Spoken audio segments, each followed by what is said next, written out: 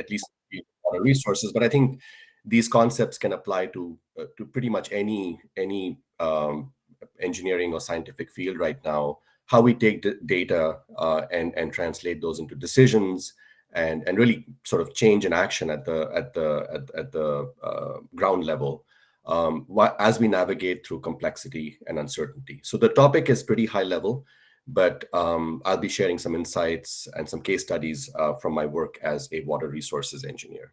Right. So here's an outline of my presentation. I'll give you a quick snapshot of my professional journey.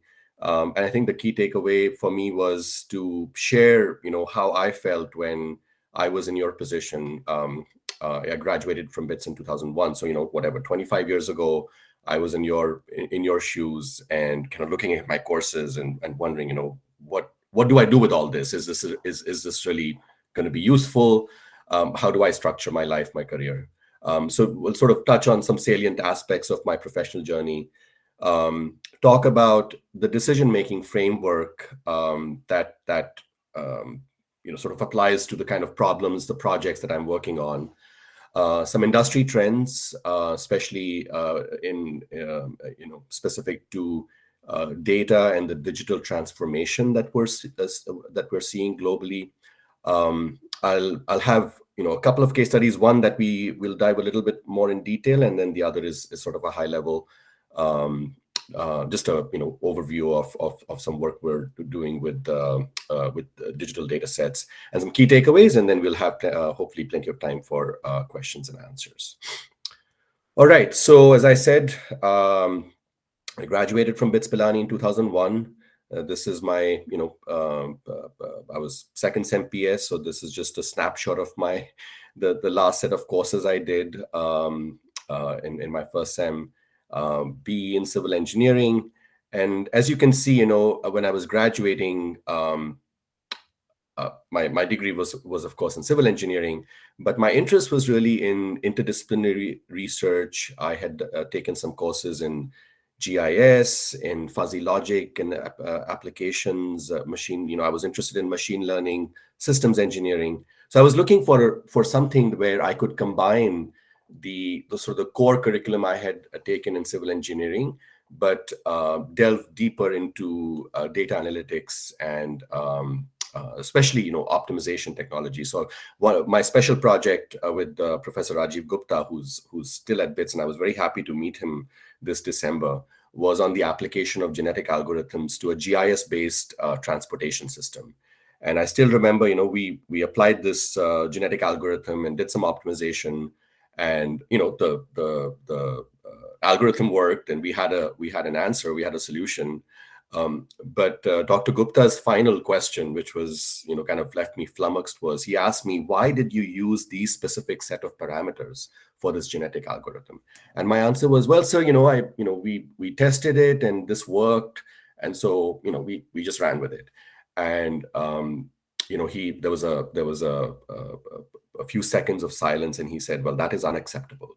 You really have to understand why you are doing what you're doing. Just randomly trying out different things and just saying it works is not a problem-solving approach, right? It's brute force. And so that was kind of the precursor to my interest in just understanding kind of the algorithmic implications. And so I was interested in applying to programs where I could meld the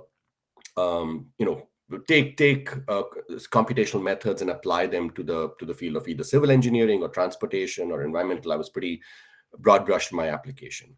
I was very lucky to get admitted to the University of Illinois Urbana-Champaign, which was among the top civil engineering and computer science schools, still is. And I got into the Masters of Science program in civil and environmental engineering, but they had a special environmental information science track where you could take courses from computer science, from operation systems, along with civil engineering, environmental engineering coursework. And my thesis under my advisor, Barbara Minsker, was sort of the next step in terms of the application of genetic algorithms. So for my master's thesis, we developed an optimization framework applying genetic algorithms in probabilistic multi-objective groundwater remediation optimization. So in this case, we were trying to use a genetic algorithm to clean up a contaminated groundwater site, develop an understanding of where you could pump the water out from and clean it and then put it back into the ground and optimize the location of these wells. But there were multiple considerations, cost versus cleanup efficiency versus reliability. How reliable were these solutions with respect to different variabilities and uncertainties underlying the site. I took a lot of coursework in again genetic algorithms because sort of Dr. Gupta had told me you really need to understand these algorithms. So my focus in my master's thesis was more on the computational track.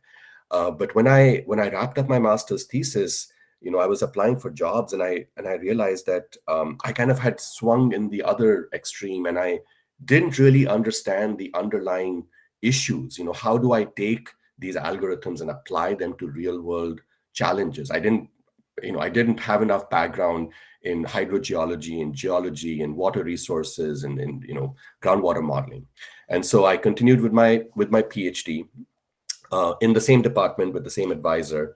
But this time really focusing on the environmental systems track. And the thesis of my PhD topic was integrating subjective knowledge with geologic data for multi-objective calibration of groundwater models. So this theme of multiple objectives, looking at trade-offs, continued. The theme of uncertainty underlying decision-making continued. But with my master's thesis, what I was looking at was how do you integrate subjective information that experts have with data from the field to drive, optimal models of the groundwater system. And took a lot of coursework in groundwater modeling, hydrology, contaminant hydrogeology, remediation, stochastic processes, and that's really what gave me that perspective of how to apply these algorithms to real world problems. And that's really what I was very interested in. I was, I had an opportunity to go into the academic track, but instead I decided to join a consulting firm based out of Austin, Texas, as a senior groundwater modeler and a manager of projects and people. And my focus in the first 8 years in Austin was a lot of computational modeling to assess groundwater supplies, remediation of contaminated groundwater, GIS analysis, collecting the data and organizing it into geodatabases, work on automated calibration. We developed software to calibrate these models so that you could fine-tune the parameters to meet historical observations and also do uncertainty analysis. When you're looking at future predictions from these models, what's the spectrum of uncertainty? So it was, again, this intersection of computational skills with an application in real world, problems related to groundwater supplies and contamination. In 2015, I was given the opportunity to move to California as a principal engineer and start our operations here in California. And since then, I'm currently based out of California. I'm now the president of the water resources and supply line of business. And I still do a lot of groundwater modeling, maybe not so much hands-on. I have a team now, but we're using these models more and more to drive towards sustainable groundwater management. So as you know, water in general, across the world has a lot of issues. There's overexploitation, there's climate change. And so we build models to understand how the water system or the groundwater system behaves and interacts with different climate variables, as well as, sort of man-made stresses. And my role now is more on the decision-making and the policy side, where we're working with stakeholders, working with regulators, working with agencies to develop solutions for sustainability, and also design infrastructure projects. So how do we recharge groundwater? How do we clean up the groundwater? How do we recycle it? And looking at alternative supplies. So not just clean groundwater, but can we take seawater that has intruded into the aquifers and treat that and then use that for drinking water purposes? So just sort of taking a step back, what are some of the industry trends that we're seeing? And and I would say that again, these trends, of course, as a water resources engineer, I'm looking. My perspective is from the water side of things, but these trends are impacting the world across the board, right? So climate change is real, and in addition to just global warming, what's happening is that the our year-to-year weather systems are getting kind of wonky. We're seeing extreme droughts followed by extreme floods. So in the Western United States, and actually not just in the Western United States, this was part of a large global drought system in the Western Hemisphere. We had a mega drought that was the worst drought that we've seen in 1,200 years. And then immediately after that, the drought continued through 2022, and 2023 and 2024, we've had some drastic flooding events. So there's this extreme climate variability that we're seeing driven by climate change and global warming. There is a general overexploitation of resources. As our population is increasing, people need more water, people need more energy, and you're seeing that stress our natural system. So this map here shows where the water stress will be highest by 2040, and you can see, India, much of Asia, South Asia, Australia, much of the United States, Northern Africa is where we will have high to extremely high water stress by 2040. On top of this, to make matters even more complicated, you have legacy and emerging contaminants. So legacy contaminants are, it's contamination from previous industrial processes. When we didn't have regulations, we were basically just releasing all this contamination from industrial processes into our water systems. And now we're also realizing that some of the kind of the chemicals that we've been using in the recent past are actually contaminants. So contaminants associated with nonstick cookware or stain-resistant fabrics. They're called perfluoroalkyl substances. So they're called emerging contaminants, right? And we're realizing that these chemicals are not benign. They're actually cancer-causing and cause all kinds of birth defects and deformities and cognitive disabilities. So this map here is just a snapshot. This is arsenic, which is actually a naturally occurring contaminant. But you can see that there are many areas in the world, including large parts of India, in Rajasthan, UP, Bihar, Chhattisgarh, where there are very high levels of arsenic that cause cancer, that cause birth defects. So we're also dealing with the water resources being contaminated. And then the water infrastructure itself is also crumbling, right? A lot of our water infrastructure in India and the United States was actually built in the 50s and the 60s. In India, it was built sort of post-colonial, post-independent. When we became independent, we invested in water infrastructure across the country, but we haven't really upgraded this infrastructure. It's aging, and then with all the stresses from climate change and overexploitation, that infrastructure is now becoming more and more vulnerable. So what do we do with all this, right? We need to make certain decisions. We need to take certain actions, but that the decision has to be based on a rational framework, right? So what I'm going to present here is a decision-making framework, which starts really with an understanding of the system itself, right? So with water resources, we have an overlap of multiple types of systems that interact with each other. You have natural ecosystems, you have the environment, the earth or the river or the ocean, and then engineered systems, right? Human societies, buildings, pipelines, groundwater wells, right? So all of these are interacting.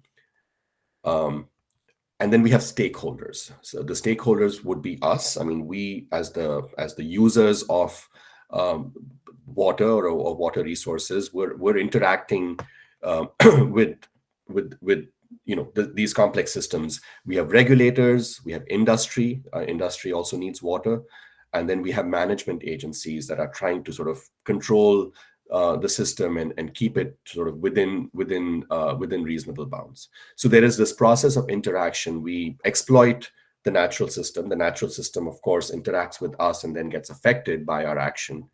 But there is, as we interact with the complex systems, we're also trying to understand it, right? We're trying to collect data.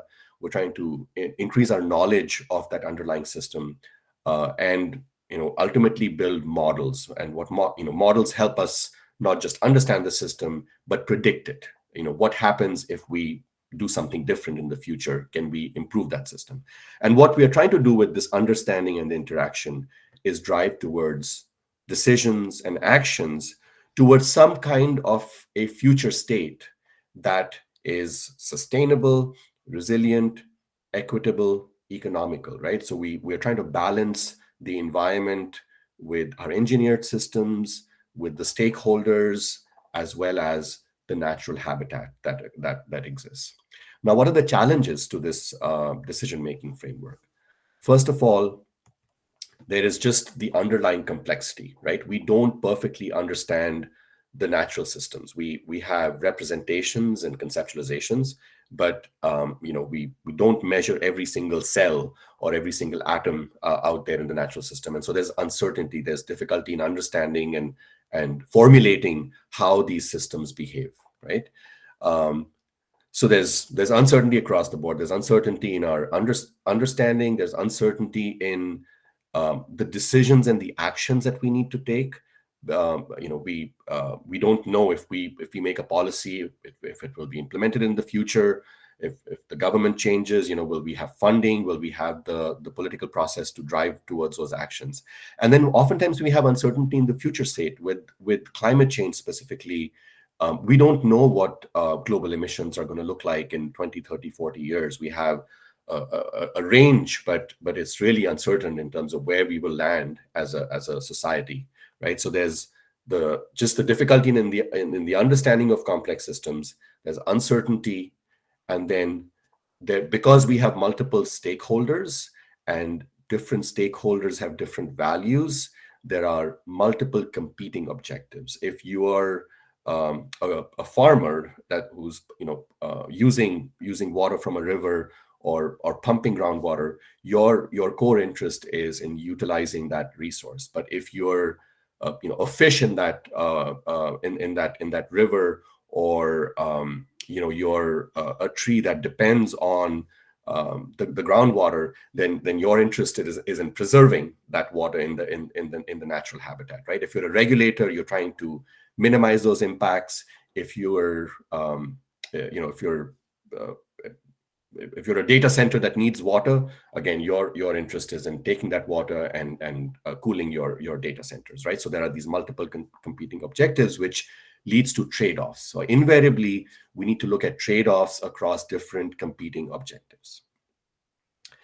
And so the way we approach this is through a sort of a structured decision-making process, and we look at multiple uncertainties. So this is kind of a flow chart of how we approach this issue.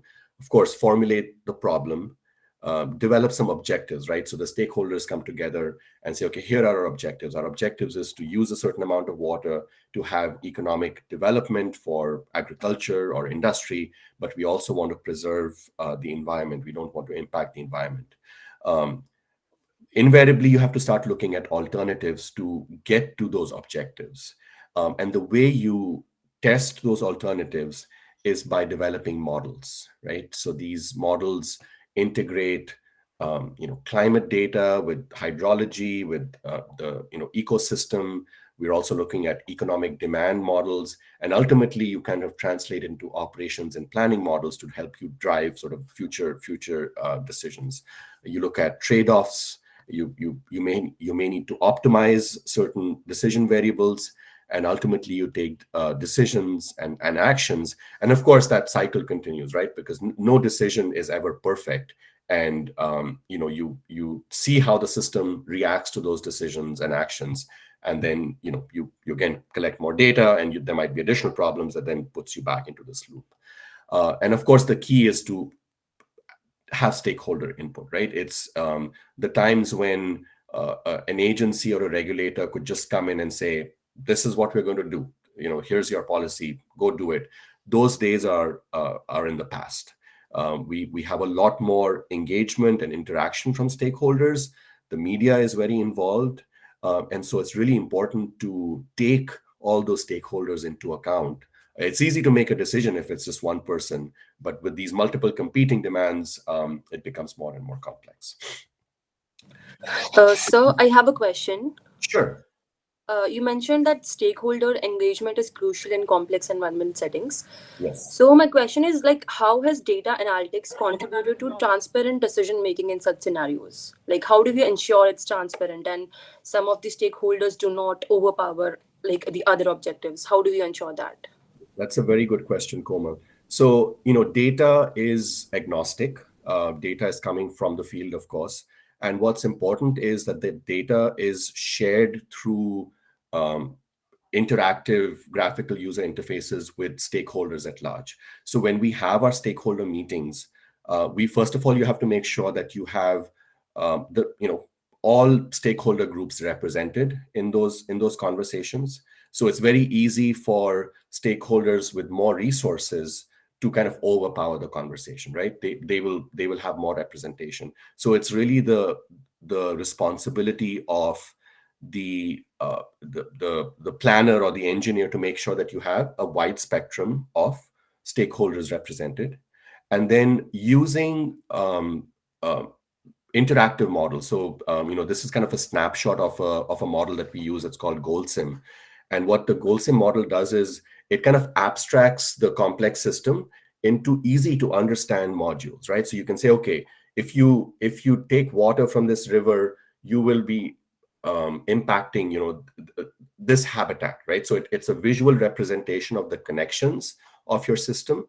And then we're also using data analytics to extract trends and patterns from complex data. So actually, this is a really good question, because I was now going to talk about data and what kind of data we are collecting. So more and more, we're basically seeing this digital transformation occurring in our field, where we have data coming in from remote sensing and satellite imagery. We're able to actually almost, it's like we're able to X-ray the Earth, right? So this picture here is a helicopter that's flying. It's a geomagnetic instrument that scans the Earth, and it provides a signal of the underlying geology of the Earth, right? So we're doing these vast surveys across regions. We're also monitoring data. We're going on and putting transducers or sensors across groundwater wells or streams. And to answer your question, Komal, more and more of this data is now available online for free, and the stakeholders are interacting with that data. So now the job of the analyst becomes to take all this information and compile it in a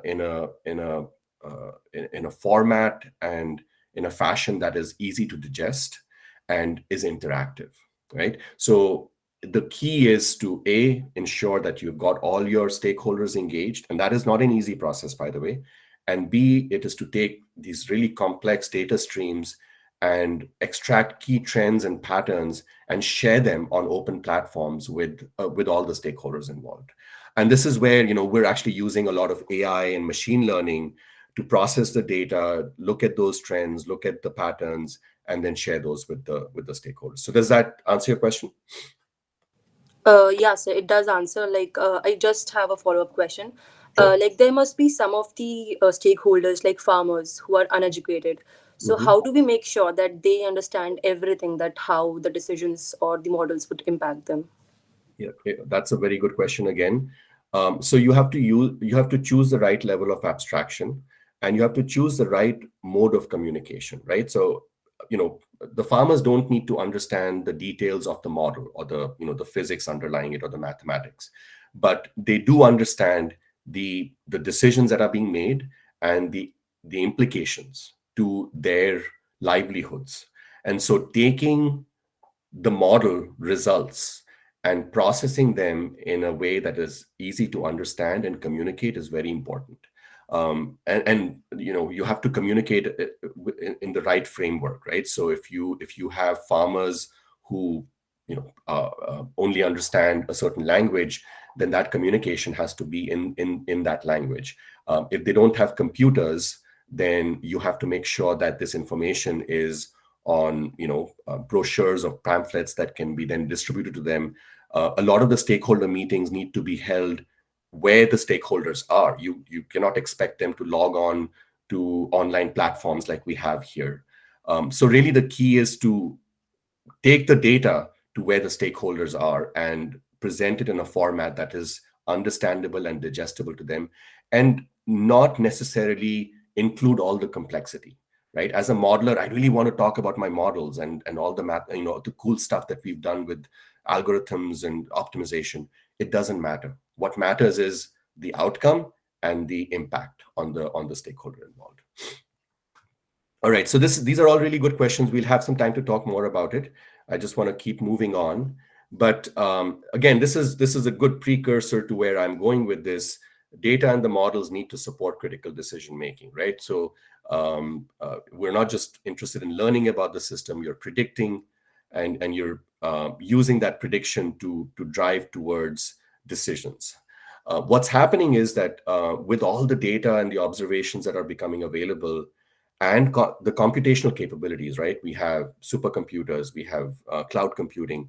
Our models are also becoming more complex. Now they're also becoming more realistic. We're getting better and better at capturing all the intricacies of these natural systems.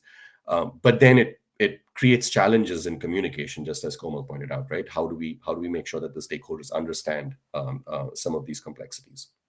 So the models are really a repository of knowledge. They serve as data assimilation frameworks. We're using a lot of workflow automation to handle all the data streams. So the job of an environmental engineer or a civil engineer, there's a lot of programming that goes into it because we're processing these data streams, and understanding uncertainty. Hypothesis testing, when you're looking at these management options, becomes more and more important.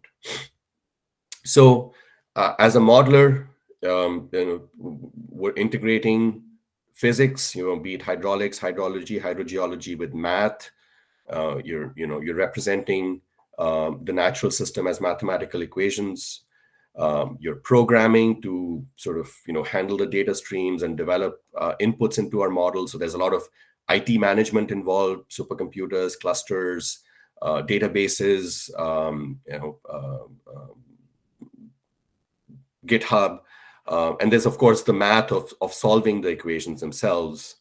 And so high dimensional inverse theory, statistics, uncertainty analysis, stochastics, data management, GIS, geostatistics, high performance computing, machine learning, emulation. All of this is now going into more and more complex streams until you have the risk of it just being overwhelming, not just to the stakeholders, but even to the modelers. And I'm not going to really touch on this, but this is where actually generative AI and ChatGPT can really help you, because they can help with some of the data processing and the data organization aspects of the workflow. All right.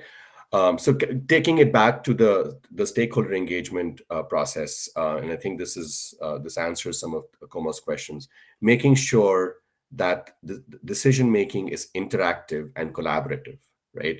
We can't just sit in an ivory chamber and come up with some policy and say, here's what we're going to do.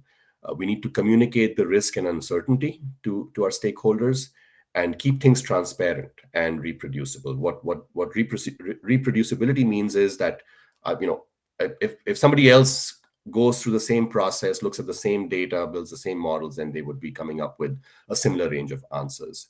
And this decision making is adaptive, because as you interact with your stakeholders, as you understand their value systems, you may have to go back and change certain parameters in your decision process, right? So this is the kind of stuff that we were talking about, investing in signs and banners to announce meetings, handing out flyers at key public locations to reach the general public, personally calling stakeholder groups,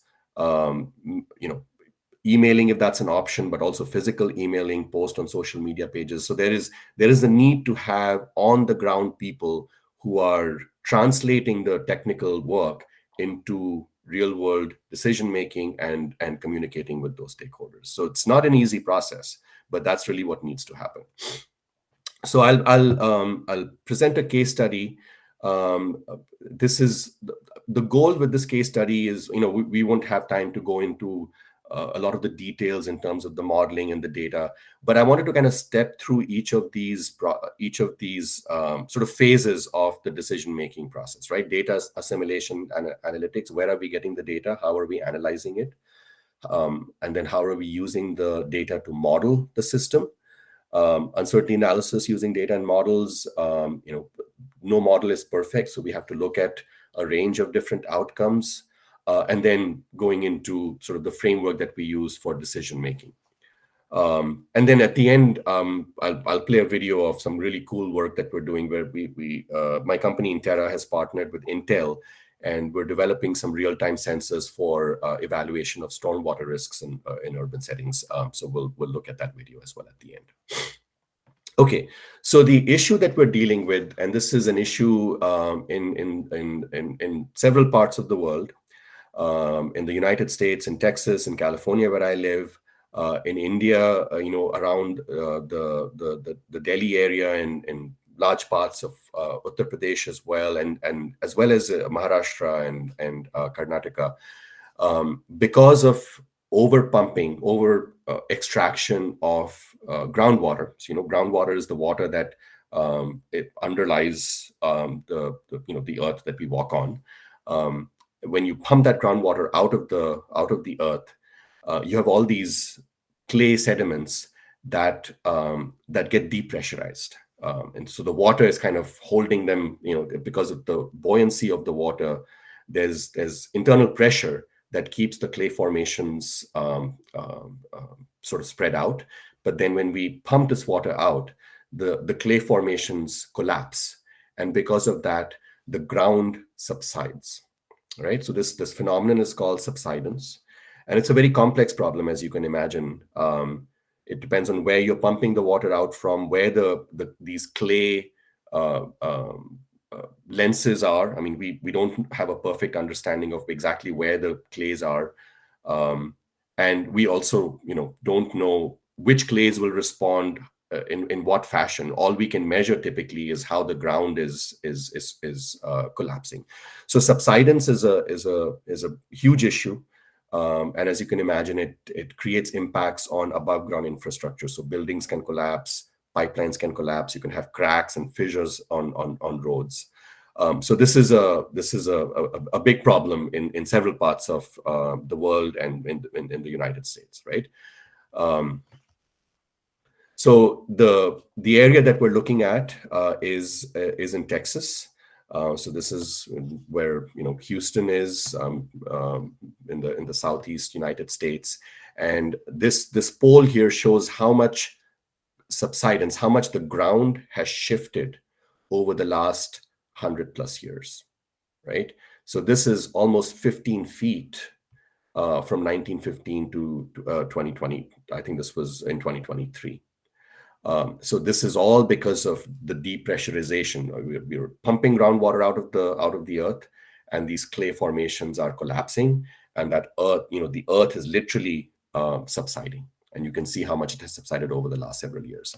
So the problem now that this area has, and they've actually formed a subsidence water district. So the job of this water district is to manage groundwater pumping across the basin to control subsidence, but they also need groundwater. The city of Houston needs groundwater for drinking water purposes. There's agriculture here that needs water. So the Harris-Galveston Subsidence District is charged to understand what's causing subsidence and come up with solutions. Can we stop it? What are the alternatives? What are the trade-offs?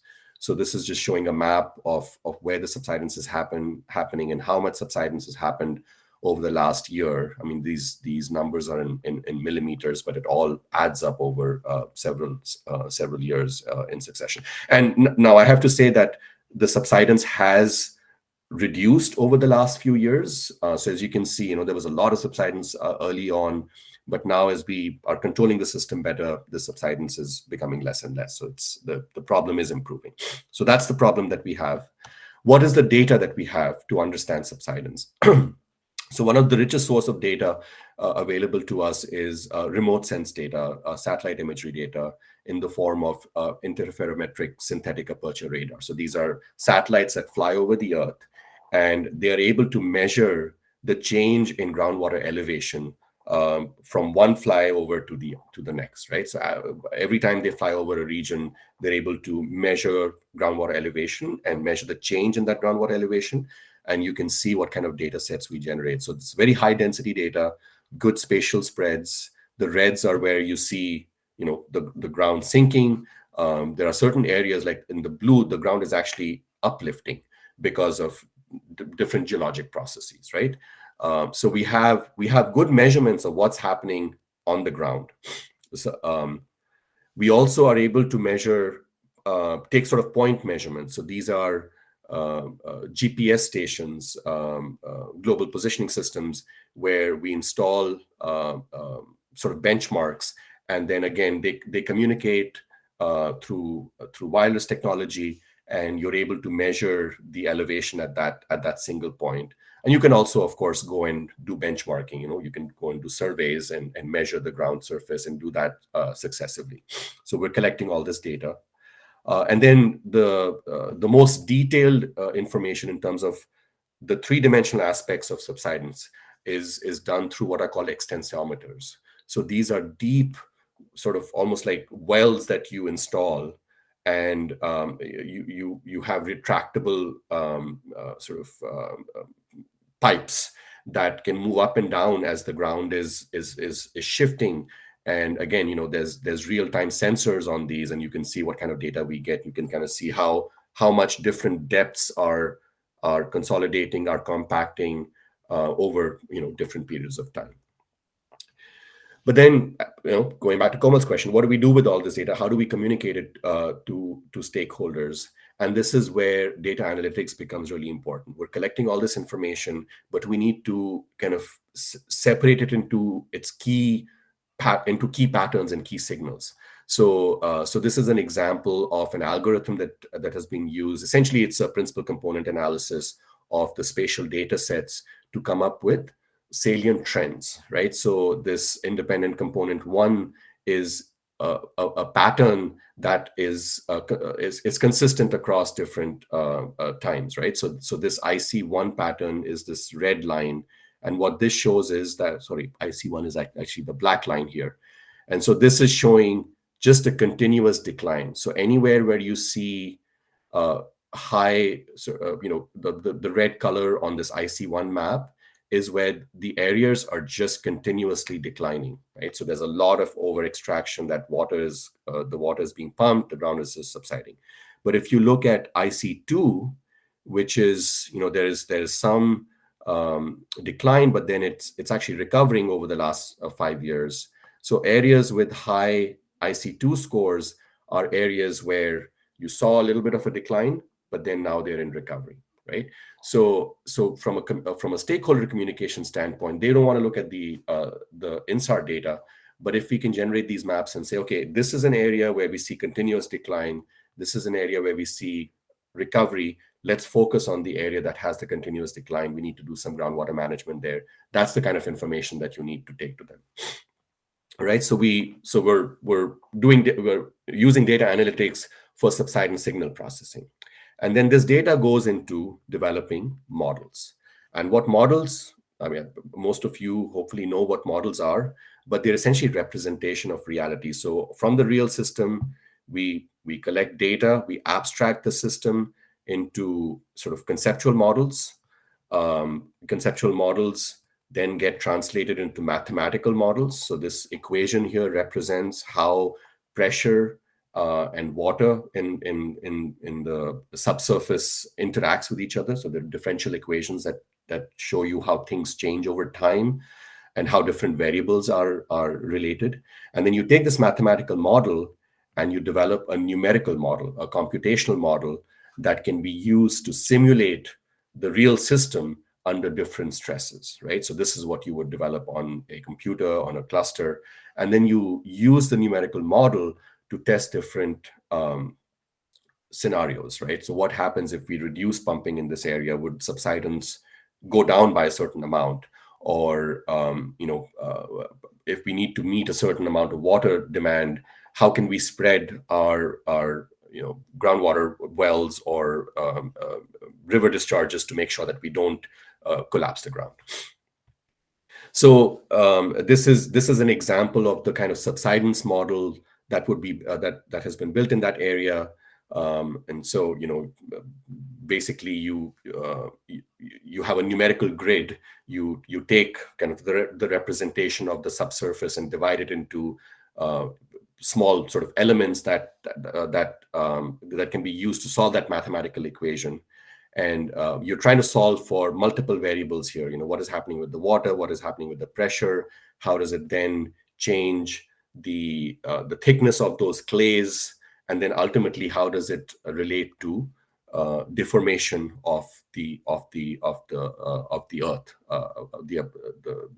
the ground surface elevation, right? So with these kinds of subsidence, so this is a model that we've built for that Houston area. The primary focus of that model was to drive the regional decision making, understanding where you should pump, where you should reduce pumping to reduce subsidence. I'm not going to go into a lot of details as far as the modeling interface goes. If people have questions, I'm happy to answer those. But the key point to remember is that we have, there are readily available software code that can be used to develop the models. The key is, how do we parameterize them? How do we don't have measurements of the natural system at every depth, at every a single space in time. So we have a lot of parameters, right, as you can imagine. So this model that we built of the Gulf Coast had 183,000 parameters, and we don't have that kind of data. We have a lot of data, but we don't have data that can help us fine tune 183,000 parameters. So we use algorithms to calibrate the model to the data that we have. But because there are more parameters than we have data, going back to your linear algebra class that hopefully all of you have taken, think of it's an underdetermined problem, right? You have more parameters than you have data. And so there is what's called model non-uniqueness. You can fit multiple models to the same data set, right? So we do have automated calibration capabilities. You don't have to do it manually. You can use what's called PEST. PEST is a calibration framework, and it's implemented in Python.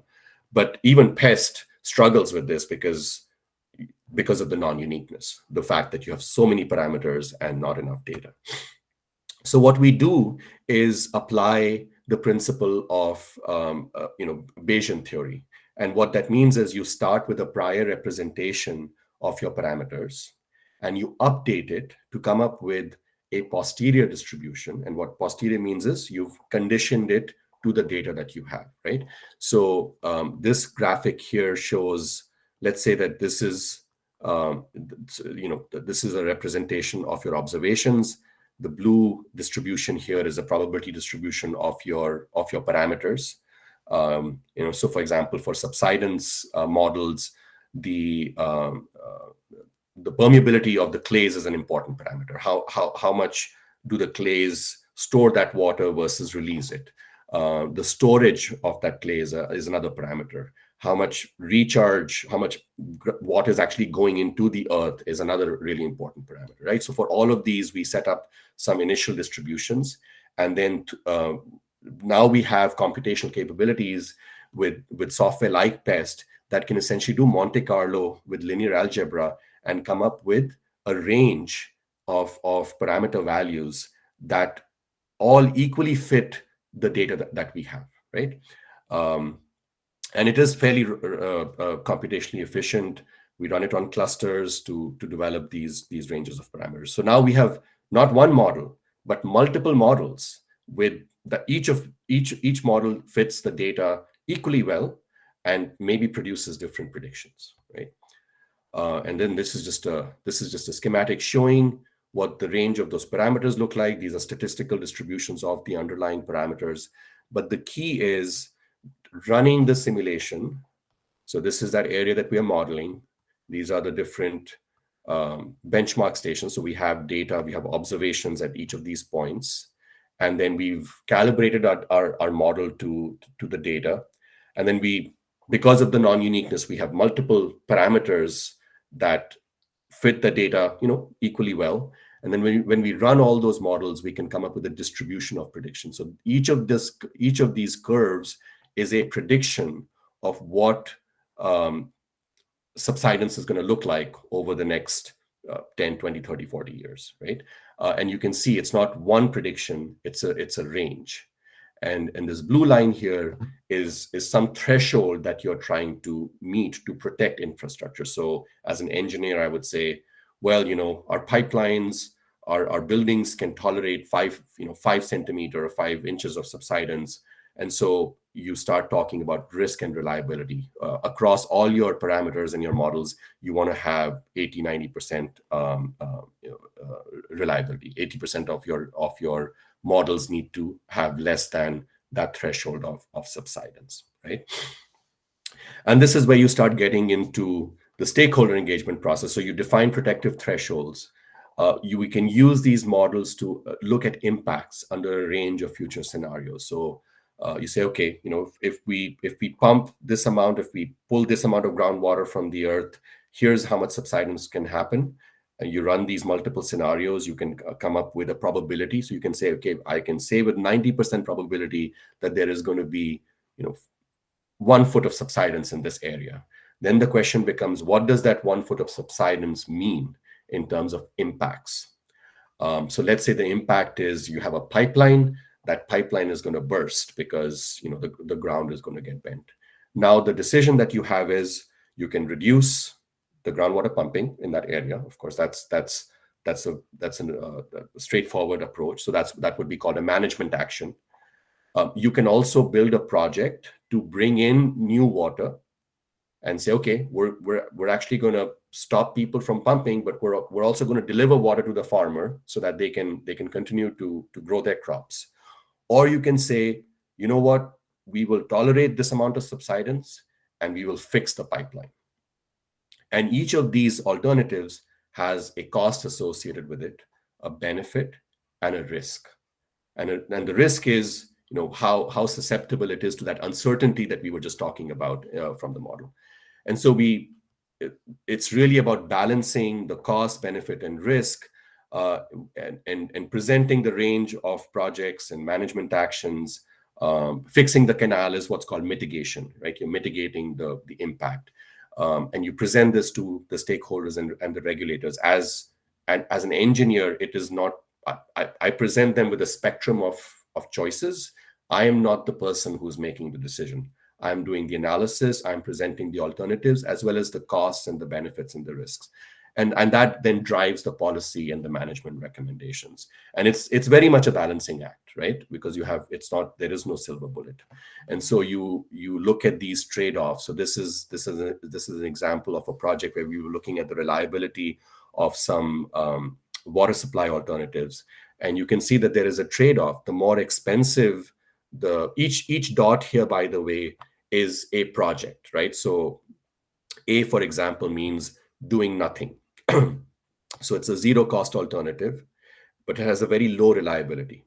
By low reliability, I mean that there is a high risk associated with that option. A solution, this point L might be a very expensive project. You're bringing in pipelines, you're fixing the canal, you're stopping groundwater extractions. So there's a high cost associated with it. But then you can start looking at trade-offs, and you're trying to identify optimal trade-offs, right? So clearly some of these solutions are suboptimal because there are either other projects that are cheaper and provide more benefit than these ones, right? And then there's another spectrum of projects that have diminishing returns. So you're not really getting bang for the buck as you're spending more money. The increase in reliability is going down. So probably your optimal, project alternative is, this F or the G, right? So, and each of these correspond to some engineering infrastructure project. So these are the kind of trade-offs that then you evaluate and you present to the regulators and to the stakeholders. So with this, I'm going to sort of stop here so that we have some time for questions. But the key takeaways from this discussion that I would like you to go back with is, first of all, climate change and man-made impacts are leading to increased susceptibility of water resources and just the environment at large. Decision making is getting to be more complex with multiple stakeholders, regulators, and the stakes are very high. More data is becoming available. We have this digital transformation occurring. Models are becoming more complex and computationally expensive. So internally, we have the need to do more automation, programming, cloud computing, using AI and ML techniques to process the data, to extract these patterns and trends. On the external side, we need to engage with stakeholders, build understanding, get buy-in, and there is the need to simplify, to make really graphical and visual representations of the complex systems that people can understand and try and digest. And we need to account for uncertainty. It's no longer okay to just say, okay, here is my prediction of the future based on one model. You really have to look at a spectrum of a range of outcomes and evaluate the cost, benefit, and risk trade-offs. So what does it mean for you? What are the key skill sets? And I would say that this is, obviously this is true for environmental water resources engineer, but I think it's any field where you are going to be dealing with stakeholders to make complex decisions using data and models. So a conceptual understanding of the underlying system, whatever it is, whatever field you're in, understanding the physics and the math of that system is extremely important, and the biology and the chemistry, if that applies. Knowledge of data sources and streams, and the underlying uncertainties. If you're using remote sense data, what does that mean? What are the uncertainties and the data gaps of those data streams? Core computational skills, very important. Data analytics, GIS, optimization, programming in my field, they are foundational, they are fundamental. But what's more important is knowing where to apply what algorithm and why. It's not okay to just be sort of a script monkey. There is something called the no free lunch theorem. And for those of you who are interested computationally, go read up. There are papers on what's, the no free lunch theorem. And basically no algorithm is optimal across all scenarios. You have to choose your algorithm and fine tune it to the application. Need for exceptional organizational and management skills. Things are very complex, a lot of data, so you have to organize it well and manage it. Ability to characterize and communicate complexity and uncertainty. So communication is very, very important. Ability to evaluate economic and social implications of analysis. So it's not enough to do the analysis. You have to look at the economics and the social aspects of the analysis. And then connecting with stakeholders and engaging with them in the decision-making and policy process. Because ultimately what we want to do is transform the data, models, and plans to decisions, actions, and changes, right? So with this, I'll just have this is the digital transformation video that I was talking about. I'll play this, and what you can do is you can put in your questions in the chat window is no as we longer watch this a video. good measure of what the future looks like. We have to rethink how the changing climate is affecting our ability to do what we want to do. Big picture question for the water utilities is how can they leverage technology into their day-to-day operations and make their systems more efficient, more reliable, and their decisions more informed? My passion is all about taking data and turning it into actionable information that we can make decisions. Intel is the company that gives us that technology component in the digital transformation So we're process. partnering with Intel on this digital What we've transformation seen over initiative. the last few years, many cities across the world have experienced really unprecedented stormwater flooding. Our sensor technology, our compute technology, our AI technology, and the first work we're doing with INTERA, it's all around solutions that can help cities manage through the coming impacts of climate change and adapt to those and keep services running in the cities.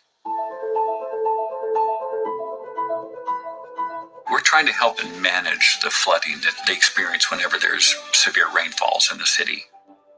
A rain event is coming. Clouds are forming and water droplets are beginning to hit the ground. That water hits the ground and begins to flow toward the urbanized area. So this is an example of the kind of videos that we would play for stakeholders so that they can understand, down at the street issues and level that impacts. can then begin monitoring the rise of that water. The city has experienced enormous flooding where cars were swept away, and these events can happen in a matter of moments. Understanding how fast the water is rising and the actual level it is will give emergency management staff the opportunity. So the data is being collected from real-time sensors, and we're modeling it and visualizing it and then presenting it to decision makers. Real time is super important. If you can anticipate the stormwater flooding, you can divert the stormwater to keep it from inundating the system. Moving beyond just monitoring to actually controlling it in real time as well.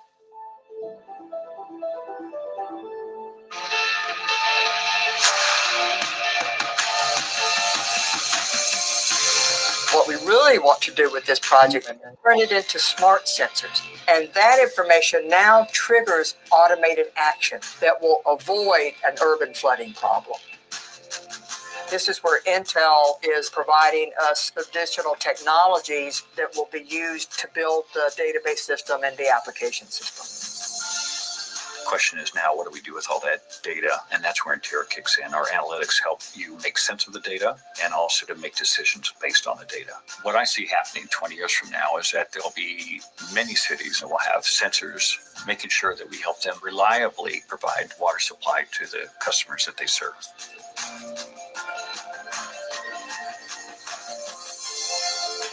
We would not have known how we could bring value to the water utility space without our partnership with INTERA.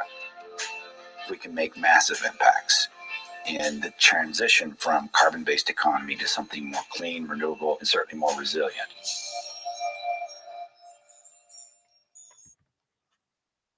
All right, I'll stop there and see if there are any additional questions. Thank you, Dr. Abhishek, for that insightful presentation. Your journey and the integration of data analytics, decision science, and foundational engineering tools are truly remarkable. The case studies you shared were really helpful. And regarding the video at the end, I'm particularly intrigued by the intersection of generative AI and its potential influence on our industry. So, how do you see the integration of these evolving technologies with the current technologies that we have in the coming years? Are there specific advancements or applications on the horizon that you find particularly promising or challenging? It's a good question, Komal. So, when I look at AI, I kind of divide it into two categories, right? So there is sort of the traditional machine learning, and deep neural networks, of course, have been a revolution in the industry. But what that set of AI tools, ML tools, does is mine information from large data sets, right? So that there is a direct application to that. We're already seeing that transformation because we're seeing these very dense data streams, and I showed an application of what do we do with all this image, the remote sensed imagery that we're generating. So that's where we're applying these tools to understand patterns, to extract trends. On the other side is generative AI. And the power there is to, it's basically language processing, right? So we now have the ability to actually use AI to mine the World Wide Web for information. And where we are seeing the transformation within our industry is, of course, more and more people are using ChatGPT for just extracting information, asking questions about the natural system. So the stakeholders are also doing that, by the way. If they have contamination in their backyard, they can put a question in ChatGPT and ask ChatGPT about groundwater contamination, and they will get some information from there. We are doing that as well, especially when we're trying to understand client issues. So there is obviously a lot of information and there's efficiency there. The risk is that information is not authenticated, right? ChatGPT does not guarantee the accuracy of the information that it's providing you. So there is the risk of misinformation.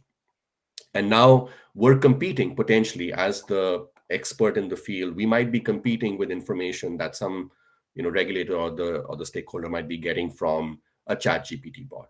So right now within my company, we actually have an AI committee that is looking into sort of best practices on how do we use generative AI to extract information, sort of use the best of its capabilities, but also be cognizant of the risks and make sure that we're using it appropriately. The other issue we have is with data privacy. Anything that you put into chat gpt, if you upload documents, becomes part of their sort of training data set. And there are also there might be sensitive data that or information from clients that you want to be careful of in terms of sharing, right? So it's all about using it appropriately, but understanding the risks involved. That was really insightful, sir. I'm really excited about the possibilities you have shared. Now, I'd like to open the floor to our audience for questions. Who would like to kick off the discussion with a question? You could raise your hand.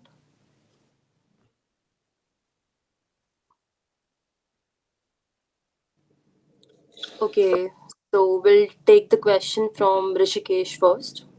Go ahead with the question, Rishikesh. Yeah, thank you. Hello, sir. So this is about basically the main question is what are the parameters that one should consider if one has an option to join the armed forces as an engineer, with an engineering degree from the military academy, as an officer, and the person has ECE branch at Pittsburgh. I mean, the person is myself in this case. So, wanted to ask what parameters should I count in when I'm taking this decision?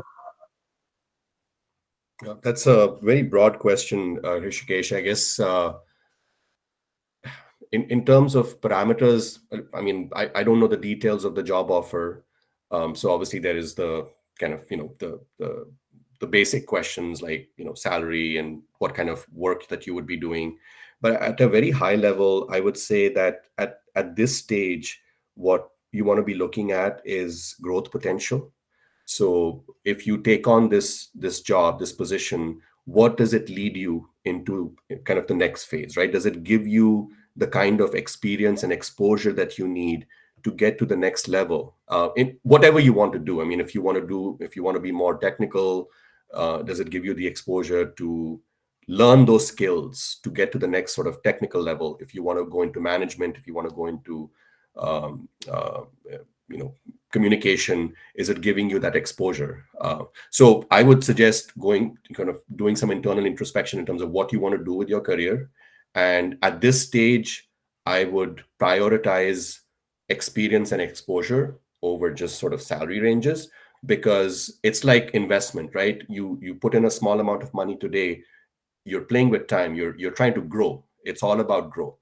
And so whatever this job opportunity is, look at the growth potential and make sure that that growth potential um, coincides with your values and what you want to do in life in the future. I mean, it's a Right. general response. I don't know the details, so that's the best I can do. Yeah, I get it. I get it. So I got the main parameters about what I want to do and how much growth is it giving me in terms of what I intend to have. Okay, Yeah, okay. Thank you so much for that. look at the exposure opportunity. Definitely. Yeah, Oh, thank you so much. absolutely. Good luck. Now, Konark, you can go ahead with your question. Sir, are you able to hear me, sir? Yes, I can ask. Sir, I had already typed in a question in the messages, but I had another which you could answer before that. Sir, sorry, I before like I'm the ECA branch right now, but before that I was really considering going into environmental engineering and all. And considering your water resource management background, I would have thought that how could I still go into like some kind of environmental background with my EC degree, because I really want to like go into that side, into the environment category.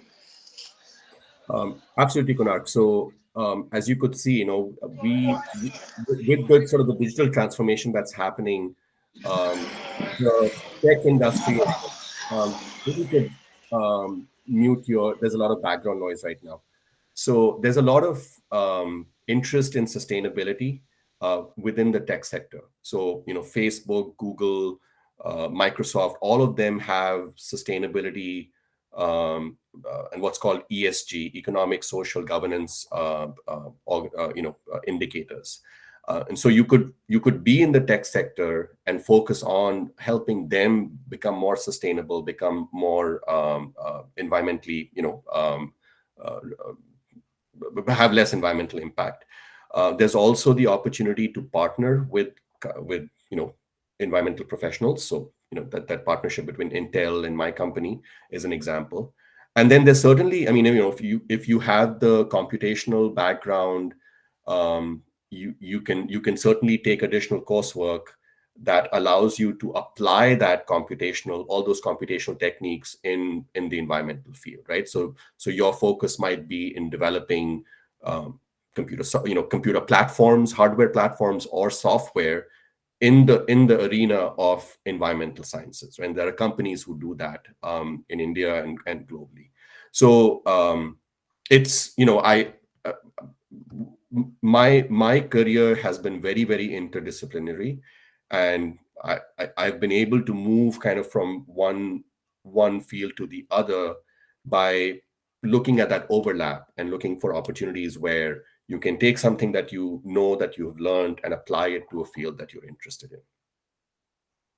Yes, sir, that was my second question, which I've typed in that how, like, I saw many different topics in the entire talk, like Gen AI, generative AI, water management. Like, all of these don't seem to fit in together, but you have seemed to like put them together really well. And that was like, how did you come to Yeah. this?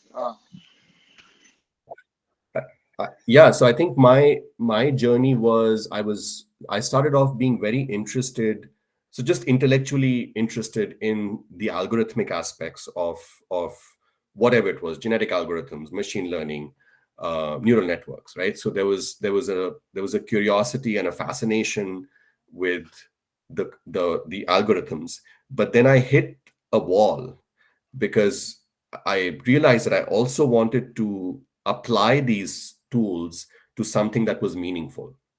And I happened to be in this program that was at the interface of the environmental sciences and technology, and so I was very lucky to be able to apply those techniques.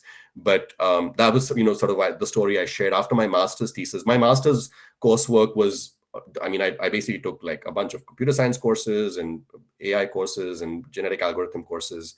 And then I realized that I didn't really know how to apply these tools and techniques. And so my PhD, for 4 years, I really went back and did the foundational coursework that helped me understand how to use the tools and techniques. So I was fascinated with the tools and techniques. And then when I started applying them, I I was fascinated by the impact that we were making, right? And now, in fact, I'm more involved with the policy and the stakeholder side of things.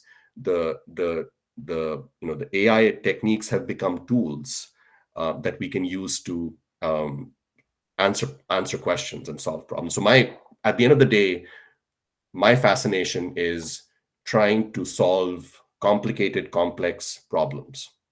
Um, Initially, it was on the algorithmic side of things, and now it's more on the environment and the people side of things. Because I wanted to kind of do the same thing as you, like try to solve a lot of problems, like especially environmental problems, and try to find it between the intersection of technical side. And I knew that there was a possibility of like going into these big firms, and all of them have environmental sustainability right now. And I saw that you actually made some changes, and like, is it possible to like make these kind of changes everywhere, or like maybe you're are these happening everywhere right now? Because I don't see a lot of examples, but you highlighted some of them and they were really good. Let me make sure I got the question. The question was, are we seeing these kinds of changes and impacts everywhere? That's a good summary of your question, Kunal. Uh, yes, sir. Yes, sir. Okay. Um, I have to admit that it's not everywhere. It really depends on where we have the the data and the resources to implement some of this, this kind of technology. But I do have to say that over the last 5 to 10 years, there is more and more publicly available data in India, in the US, in all parts of the world, right? And now that we have publicly accessible data, so data is becoming free. I mean, it's data is becoming ubiquitous. It's on public platforms. It's easy to get that data. The next step is now using that data and analyzing it to develop solutions to problems. So that is happening slowly. But it is certainly happening. I mean, I see it. I was, when I was in India, I was on campus in December, and I actually ended up going back and meeting with Dr. Rajiv Gupta, and he is doing some fascinating work with rainwater harvesting, using genetic algorithms and AI on, and I think it's an application in Rajasthan, very close to Pilani. So the real work is happening. It's just that we may not know about it, but the data is there. The tools and techniques are nothing revolutionary, right? Like nothing that I presented today was anything that wasn't around 10, 20 years back. We just have better computational platforms now. You can run stuff on the cloud, right? You can run stuff on, even your laptop has a much more superior computational powers than it did 10 years ago. So I think, Konark, that the change is happening. It's slow, but with the data revolution that we're seeing in the world, I think that it's going to become faster, and we'll see more of this change happen. So that's kind of my perspective on it as of now. Okay, sir. Thank you. That answers my question. Absolutely. Thank you for answering that question, sir. Next, Chirag, you could go ahead with your question. Good evening, sir. Am I audible? Hi, Chirag. Thank you, sir, for a very informative talk. Most of my questions were answered, which I have prior this talk. But in your experience, how do you think organization efficiently manage the uncertainty in the water resources? Basically, in the face of climate change and evolving environmental factors. So I just want to make sure I understand the question. Could you summarize that again? You're asking how organization helps Yes. with climate How change? organization efficiently manage the uncertainty in the water resources? Helps deal with climate change impacts, etc. No, sir. The managing water resources in the face of climate change and evolving environmental factor. For the reason, uh, the environmental change being the reason of uncertainty in the water resource planning. Okay. Um, I'm not sure I'm understanding your question completely. But if I were to paraphrase, you're asking how do we deal with uncertainty with respect to climate change on water resources or the environment? Sorry, I may be misunderstanding what the question is here. Yes, sir. I can rephrase it. Just the basic question is how the organization manage the uncertainty in the water resource planning. Okay. And when you say organization, you're talking about my company, my organization, or Yeah, yeah. okay, Yes, okay, sir. got it. Basically. Okay, that was actually a simpler question than I thought it was. So I think there are three aspects to addressing uncertainty, right? First is identification of uncertainty, which means that whenever you're solving a problem, you need to just start talking about what is uncertain.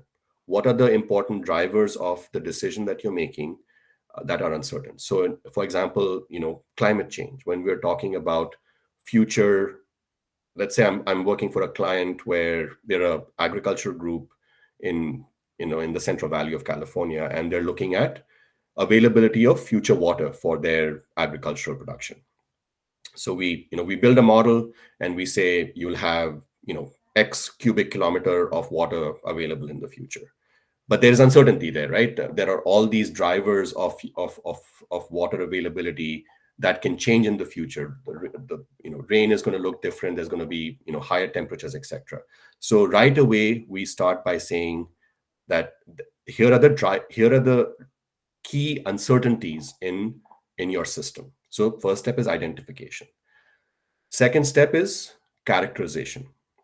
So now we've identified, so rain is going to be is uncertain, temperature is uncertain, but how uncertain, and what are the impacts from that uncertainty on the question at large. So now, when it comes to characterizing uncertainty, we would look at what kind of information is available there, right? So we have global climate models that can be used to assess the range of future rainfall or future temperatures, right? So that's the characterization process. But then we can use our model to look at some bookends. Okay, so if rainfall is on the high side, what does that mean for their water resource? If rainfall is on the low side, what does that mean for their supply? So we run these scenarios, and typically we don't do thousands of realizations. We would look at some bookends. So what's the worst case scenario? What's the best case scenario? And that's usually what the stakeholder is looking for, right? Like, this is the range of outcomes, and I want to be kind of in the middle of this. And then you kind of decide what your risk threshold is and where you want to be. Do you want to plan for more availability in the future and sort of wait for things to happen, or do you want to invest in some projects upfront and assume that there's going to be less availability in the future? So the three steps being identification, characterization, and then impact, and then you use those to develop your value proposition, where you want to be in terms of proposition. Does that hopefully answer your question? Yes, sir, definitely. Thank you, sir. Yeah, good question. Thank you for your perspective on that, sir. Next, Mehul, you could go ahead with your question. Oh, hello, sir. Am I audible? Yes, Mehul, I can hear you. Okay, sir. So, my question was basically this: like, there are many challenges that water distribution systems face today. What are some of them? Like, can you shine some light on them, and how data analysis contributes in overcoming these challenges? That's a great question, Mehul. So I would say that among the challenges that water infrastructure faces across the world, I think I touched on this in my presentation. The first is that a lot of the water infrastructure is aging. It's very old. It's also not according to modern code. It may have been built in the 50s or the 60s. I'll give you an example. A lot of the pipelines in the northeast of the United States are actually built from lead, and we found out in the 60s and 70s that lead is actually poisonous, right? So we've got lead pipelines which need to be replaced. So the infrastructure is aging. It might be outdated. It's also being impacted by environmental factors like excessive rainfall, subsidence. We looked at that presentation today. And so that infrastructure might be getting impacted by environmental factors or man-made factors, right? And then there is the need for more infrastructure because population is growing. We need more pipelines, we need more dams, more canals, et cetera, et cetera. So how can the digital transformation or data help with that? And that video was an example of that, right? So real-time sensors can really be helpful. So if we were able to install sensors across our pipeline network so that we could detect faults and fissures or leaks, and then based on that data, then you can prioritize the parts of your water infrastructure that need to be replaced. In the similar vein, we can also put in water quality sensors, right? So if we can be collecting real-time water quality samples, we can understand where we're seeing bad water quality from either biological infestation, or maybe some leaching of metals from pipelines, etc. So real-time sensors, more data collection can help you identify where the problem is with the infrastructure, and then prioritize replacements and upgrades to that infrastructure. And then ultimately, um, when you're talking about building new infrastructure, that's when, again, modeling and looking at, you're trying to invest your infrastructure in areas where you have the best bang for the buck, right? So that's where these kinds of models can help, because you can say, okay, if we were to build a new pipeline in this area, we would improve our water supply reliability and resilience by some factor. So that's where then modeling and analytics can help you prioritize and invest in infrastructure for the future.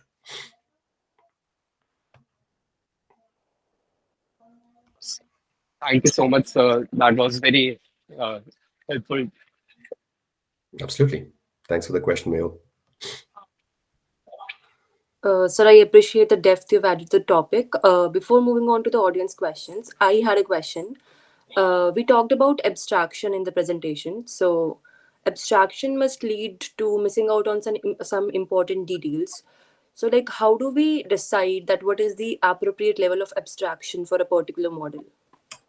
It's a very, very, very good question, Komal, and I think that that's what separates a good modeler from an average modeler. It's Yeah, it's it's having exactly. that foresight to understand, what is that appropriate level of abstraction. Einstein said, simplify, make the process as simple as possible, but not simpler, right? So you have to use the right level. As a physicist, you'll appreciate that.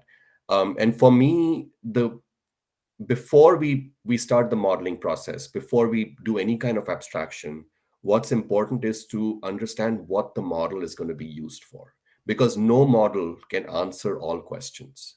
So you have to start at what the modeling objectives are, and then you have to think about what are the important processes that influence that decision, right? So if I am building a model of, say, a river system where I'm interested in the interaction between the the surface water with the groundwater table, right? In that case, my real focus needs to be on the definition of the river geometry and the channel, and what the groundwater is doing in the vicinity of that river. I will be less concerned about how the groundwater table is behaving 5 miles from that interface, right? So, but on the other hand, if the question was, what are the long term average trends in the basin, then I would be more interested in the far reaching portions of the basin, and I would not focus on that interface between the river and the groundwater either. So start with the objectives of the model, and then identify the key kind of processes and the drivers there, and focus on that, and make sure that you can simplify other things in the model, but depending on the question, you would then refine that aspect of the model. The other thing to remember is that the model should only be as complex as the data supports it, right? So the simplicity is often driven by the data that we have. If we don't have data, and if we don't have understanding, then there is no point in making the model complex. You're just adding complexity and uncertainty, actually, because that complexity is unbounded. You have no data to constrain your regression line, right? And so focus on the question at hand, and make use the data to drive model complexity. Yeah, I understand what you're saying. Thank you for the answer, sir. Now we'll continue with the audience questions. Jay, you could go ahead with your question. Hello, sir. Can you hear me? Yes. So, sir, I wanted to ask for professionals looking to enter into the field of water resource distribution, what advice would you give them based on your experience? And I'm assuming that this is at the undergraduate level, Jay? Yes, for choosing, like, just out of college. I think the advice I would give is that your core curriculum is very important. Make sure that you have the courses that fit into the needs of the industry. So internships can be really helpful, so that you understand, how the industry is operating, what kind of skill sets they need. And even without internships, like interfacing with professionals is really important, right? And what you might realize is that let's say you have some of those skill sets, you have some of that coursework, and I think this goes back to one of the earlier questions. What should you be thinking about when you're looking at sort of a job opportunity? That's when you evaluate, is this the right time to switch into industry and take on a job where you might be learning some of those skills? And if you do that, then make sure that you have the opportunity to learn those skills. If not, then I would say, getting an advanced degree is important. And when I was graduating straight out of BITS, I didn't feel prepared to go into industry at that point in time. I realized that I did not have enough understanding, and frankly, I didn't even have the information to make the choice, what job to choose, what sector to go into. And so I instead invested in studying more, understanding, the issues and the industry better. And within a few years, I had that understanding, and then I switched into industry.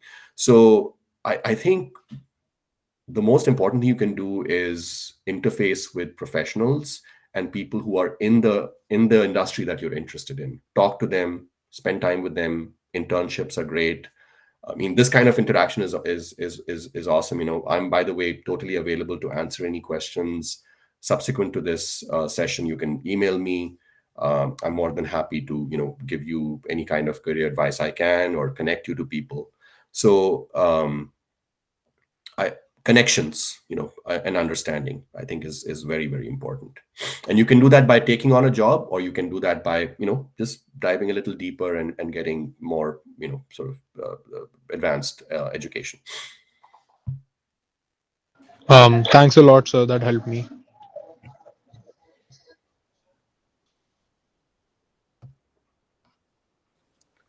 Pranav, you could go ahead with your question now.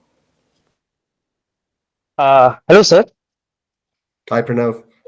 Yeah, sir, first of all, it was a really great talk. Thank So, you. my question is, how do you think educational institutions can better prepare students for the evolving demands of the industry? Uh, Something like, especially in terms of data analytics and decision science. Yeah, I mean, I would say that step one is obviously providing the appropriate coursework and having the preparing the students with the skill sets that they need. And uh, along those lines, I think it's important for educational institutes and the students to interface with professionals, so that you can understand exactly how these tools and techniques are being applied in the industry. And so I think developing more connections between educational institutes and professionals will really help in that regards. And then based off of that, developing coursework, developing internship opportunities where you can apply the sort of the theoretical um, uh, tools that you're learning on real world applications. And the other thing I would say is being a little proactive. So, for example, when I was going through my graduate school, most of my programming experience was in C++ and Java at that point in time.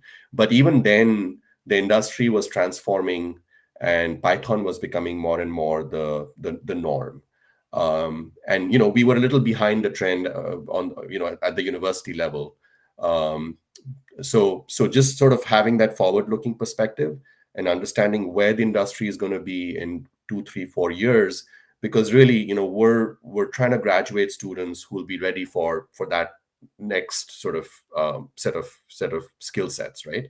So yeah, I would say those three things: connecting with industry, developing coursework, and then having the forward-looking outlook in terms of what the trends are going to be in industry in a few years. Okay. Thanks a lot, sir. That was really informative. Yeah, the other thing I would say, Pranav, is that there are a lot of resources available now online. So don't just depend on your education institute. Of course, the education institutes give you your education, that's foundational. But I mean, the world's your oyster. Like you can there are online courses that you can take. There's a lot of information out there that can help you fine tune and develop your skill set. So don't just depend on your education institute. Go out there and explore the world of resources that's out there. Oh, all right, sir. Thank you.